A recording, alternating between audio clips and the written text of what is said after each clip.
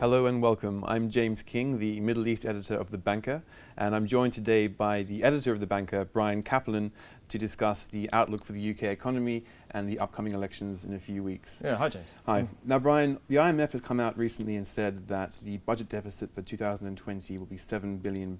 This obviously goes against the government's own estimates. Yeah. What does that mean for the upcoming election and the party's manifestos? Well, James, I think it's a really good wake-up call because we're in a very strange environment at the moment with the UK election coming up, and the parties are very close. They're neck and neck in the polls, the main parties.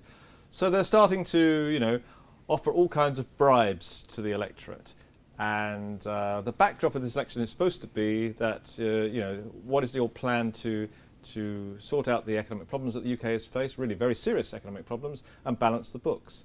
And if you start to look at the promises being made and the manifestos that are coming out now, no political party in the UK has really what I would call a credible economic manifesto. And they're all making commitments to public spending that are unfunded, and even where they state where they're going to cut or where they're going to raise taxes, it's rather unconvincing. To give you one example, most of the parties have made quite a big number around a crackdown on tax avoidance, sort of between 5 and 7 billion. Well, no government can ever know how much money it's going to get from a crackdown on tax avoidance. And you'd think if there's that much money to be had from a crackdown on tax avoidance, they would have had it a long time ago.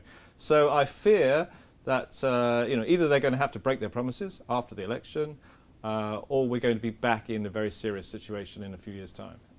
If we look ahead at where perhaps the business community and the private sector might stand on this election, what are the prospects there? Yeah, well, I mean, they're in a bit of a muddle because most normally you would expect the business community to be sort of favourable of good economic management. And probably the Conservative Party have the slightly better case there because they've already managed things from 5 years ago. They brought the deficit down from double figures to 5%, which is still bad, but not quite as bad as it was. The debt to GDP ratio has gone up in the meantime.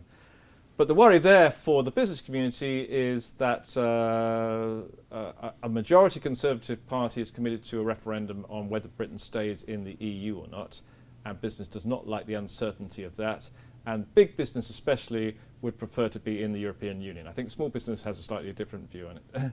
Against that, on the other side, the Labour Party, which is obviously Britain's left of centre party, which is led by Ed Miliband, has made a lot of noises that are regarded by the business community as generally anti-business and anti-wealth creation. So they're kind of between a rock and a hard place. I mean, both major parties they have problems with.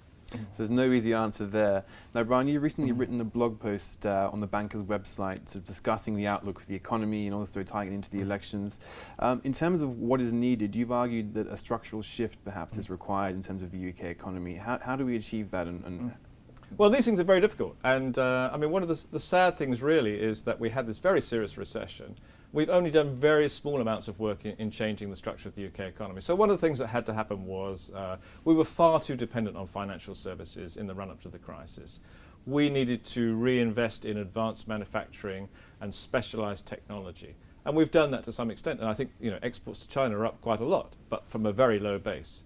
Then I think we have a lot of problems that all the sort of advanced European and economies have, which are associated with aging and longevity, and whether pension systems and health systems can cope with those, and welfare systems that were frankly designed for the 1950s and which are not really appropriate for a modern economy. And what makes me particularly irritated is the fact that there are countries around the world that have much better systems, and Singapore, though it's much maligned in the Western press often, has much better social welfare and pension systems than the UK does, Australia does, and we could go and look at those and learn from them. There's very little discussion of that in the election manifestos, very little willingness to take on that kind of challenge. Tough times ahead. Brian, thank you very much.